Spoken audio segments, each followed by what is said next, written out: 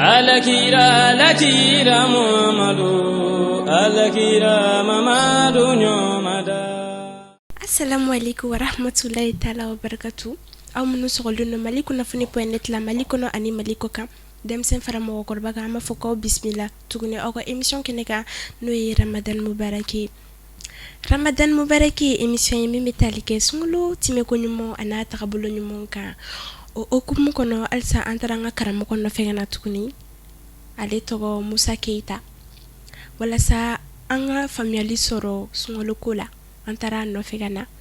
kasani anga nyinga lute ngwala alsa ame yafanyini kaufe nando na mogom kasila kasora mabwa kalama sabula kuma mandoko karamoko. Assalamu alaikum. Wa alaikum salam wa rahmatullahi. Nga foli bi Jeneba, nga foli bi Yusuf Tarawere ani Muhammad Katib Kanuti, nga foli bi Mali kuna foli lameni kala bele jeli ani anyamoga yasu foli jaranje komi yereba do selisira est-ce que be se ga fanyana seli yere munye folo? Alhamdulillah, seli yemi oye islamew ka nisodiya dondi kadakan Chidin sallallahu alayhi wa sallam aba fo ko anali Madina Bukhari Tirmizi nanani hadisan ko Chidin nali Madina sallallahu alayhi wa sallam ka soro Madina kaw seli flatumbu bulu utumbe nyeneje kala tlongew ko ago uma ko alay o falew yeni seli flawere mi heraga boni autumbe ga minke noye seli fitini ani seli bay na foma Eidul Fitr wa Eidul Adha no ye jimi seli ne ambe kanyashi umima ani kantigeli seli no ye Eidul Adha seliba famel siralola karamoko. Est-ce que se ga fanyana selfitini yere kera san jumena? Selfitini damnena islamia la hijra sanflana islamia kelen ko fe gabo Makka katara Madina sigila ni sungalo fardalu kan o sayna o sanere de fenegara ni selfitini folo islamia yeminke nabi foma ko kalo jati no hijra jati o sanflana seli sungalo banen ko fe o ye aki nga selfitini akera kunjumena. Selifitini dabo kunye wala sa ka ala wale nyumando ka ala barkada kada kan adun abi ati ben mo ka shun adun bela jelen kan ga minike ina fo abfo chugamina al fitr no jimi seli adabo kunye ala yake ugazon di mogoyi wala sa ga nisodia ani farfuni ke akono nisodia ni farfuni mi nati ke sababe ka ala la dimi awgoro nisodia ni farfuni mi nati ke sababi ni bi yara ka filiyere ma ni kadaga alay lagoshili ke wala mo mo ni nitsodiya ani farfuni me ke sababi no be bo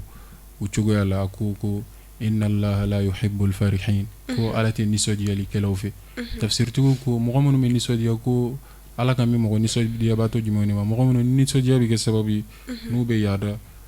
utado be minge obe mogo tonyo nisodiya boloma ina fo o chamambe yeno chugamna donc o nisodiya alay lagoshili ko alay nisodiya mi kawni nisodiya mi ke sababi ni ibe ite jenge ite boyirema ko alay o nisodiya de ladaganye kadaka mogo minne e alaka hake di sungalola ko e manganga son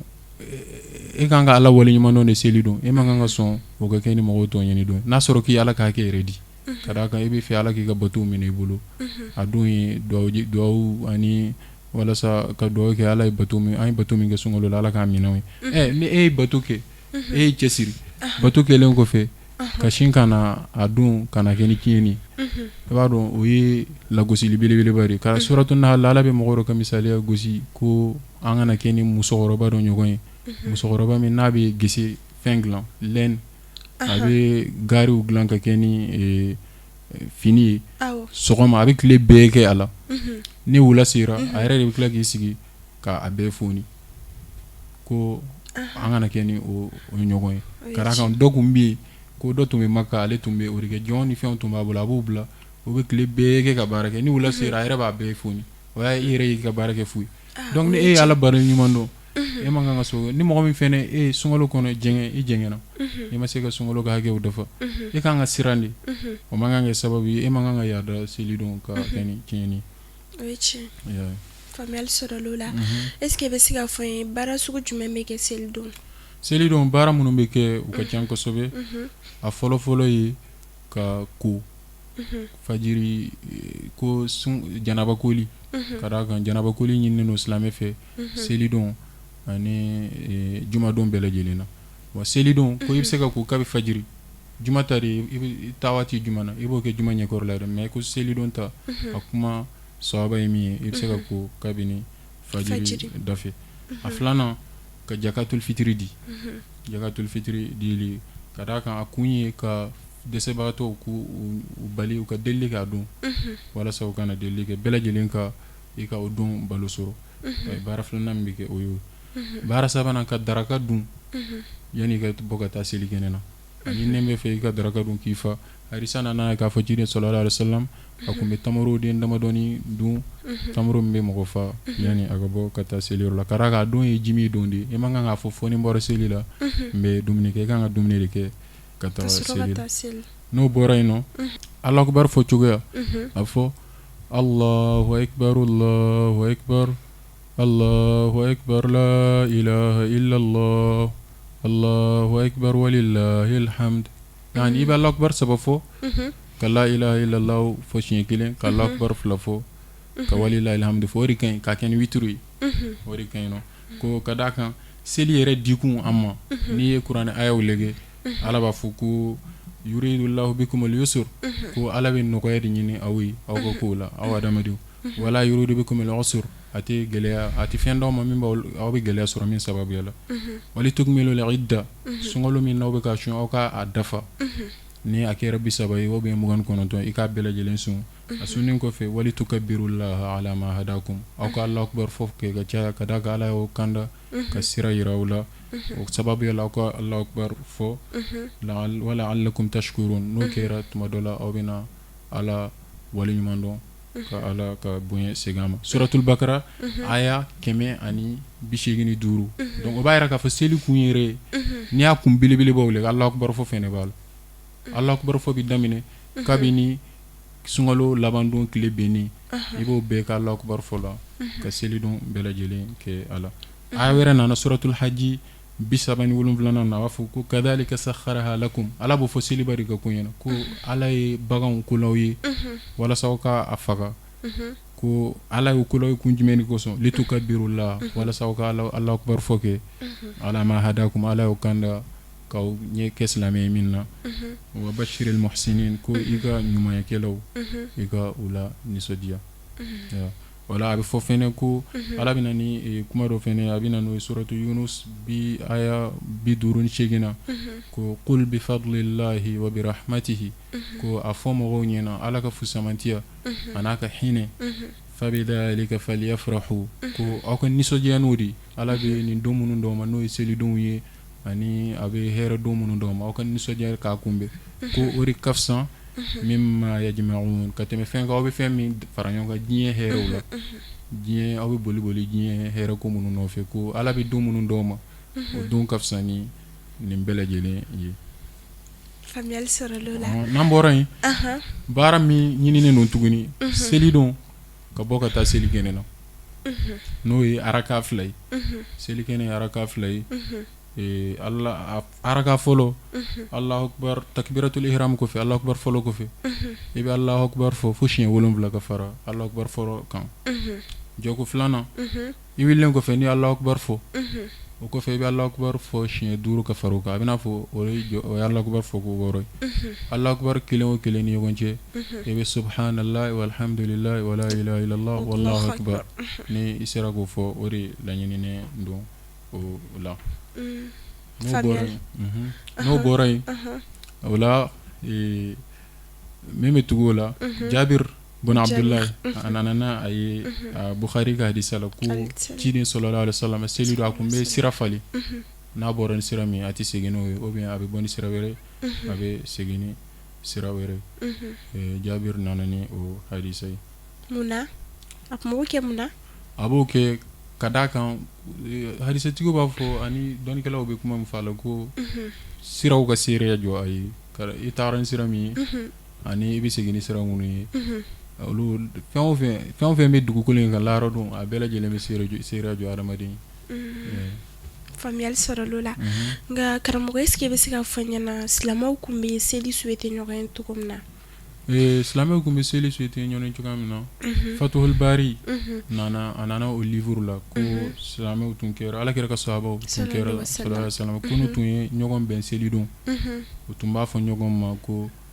taqabbalallahu minna wa minkum ko Ala ka a minɛ anw ani aw ye an ye bato minnu kɛ sunkalo in na o tun bɛ ɲɔgɔn fo ni o de mais foli fɛn o fɛn ni foli ko ɲuman don ani dugawu ko ɲuman mɔgɔ bɛ se ka bɛɛ lajɛlen kɛ ɲɔgɔn ye seli don ka ɲɔgɔn la nisɔndiya o tɛmɛnen kɔfɛ fɛnɛ seli don min laɲininen don mɔgɔw ka taa bɔ ɲɔgɔn ye yani i ka taa i balimaw fɛ aw ka ɲɔgɔn seli kɔfɛ aw ka ɲɔgɔn tari ka ɲɔgɔn fo ka ɲɔgɔn nisɔndiya yira ɲɔgɔn na a kɛra i ni balimaw ye o la fɔ ko seli don ko sinjitugu ɲininen don bɛɛ lajɛlen na seli don fana ka d'a kan i bɛ taa i balimaw fɛ i bɛ taa u fo i teriw bɛ na i ni teriw bɛ ɲɔgɔn kunbɛn i sigiɲɔgɔn ani i jɔɲɔgɔn aw bɛɛ lajɛlen bɛ ɲɔgɔn kunbɛn a don aw nisɔndiyalen ka ɲɔgɔn fo seli don o ye fana bɛ dɔ fara seli nisɔndiya kan i bɛ taa sɔrɔ bɛɛ lajɛlen bɛ dalajɛ. Faamuyali sɔrɔla la. Nka est-ce que i bɛ se ka fɔ n ɲɛna seli wagati b'a ta wagati jumɛn ka taa bila wagati jumɛn na. Seli wagati b'a ta k'a daminɛ sunkalo laban don tile benni seli bɛ daminɛ o de la ka d'a kan Alahu akibaru fɔ bɛ daminɛ kabi o wagati fo ka taga se seli don n'o ye Shawwal kalo tile fɔlɔ tile benni seli fitinin don ye tile kelen de ani seliba tɛ kelen seliba don de la hadisa nana n'o ye k'a fɔ ko cilen ko sallallahu alaihi wasallam seli yɛrɛ don ani ka tile 3 fara o kan k'aw bɛ se ka kantigɛli kɛ o don bɛɛ lajɛlen na ko bɛɛ lajɛlen seli don mais seli fitinin don mais dɔnnikɛlaw ye min fɔ ko seli fitinin yɛrɛ don k'a daminɛ sunkalo laban don tile benni ka taga se seli fitinin don ni tile benna dɔrɔn o ye seli bannen ye. Faamuyali sɔrɔla la. Komi an sera an ka émission kuncɛyɔrɔ la n'a sɔrɔ kuma laban b'i bolo k'a fɔ an filɛlibagaw ye. Kuma laban min bɛ yen nɔ n bɛ foli lase bɛɛ lajɛlen ma ka bɛɛ lajɛlen sanbɛ fo k'a ɲini Ala fɛ bato minnu kɛra Ala k'o minɛ bɛɛ lajɛlen ye Ala ka an si jɔ ka san wɛrɛ ta kɔnɔ. Amina. Ne bolo i y'a bɛɛ fɔ kuma laban min bɛ ne kɔni fɛ k'a fɔ o ye k'a fɔ an filɛlibagaw ye n'a sɔrɔla mɔgɔ dɔ b'u fɛ yen nɔ n'a sɔrɔla a ye jogo ɲumanya daminɛ sunkalo kɔnɔ a ka mɔgɔw ka soutenu u ka n'a fɔ ko parce que k'a kun tɛ ko ɲɛnama kɛ ko a nana ko ɲɛnama daminɛ sunkalo dɔrɔn de kɔnɔna la aw ka n'a tigi to yen a y'a soutenu a bɛ se ka kɛ nin y'a changelen an balima cɛ n'a muso ni ne kun ye Ramadan Mubarak ye ne bolo aw ye faamuyali caman sɔrɔ a ko la an b'a fɔ k'aw same ani aw kan bɛn sunkalo wɛrɛ. Assalamu alaikum wa rahmatullahi ta'ala wa barakatuh. Wa alaikum salam. Alakira Muhammadu Alakira Mamadu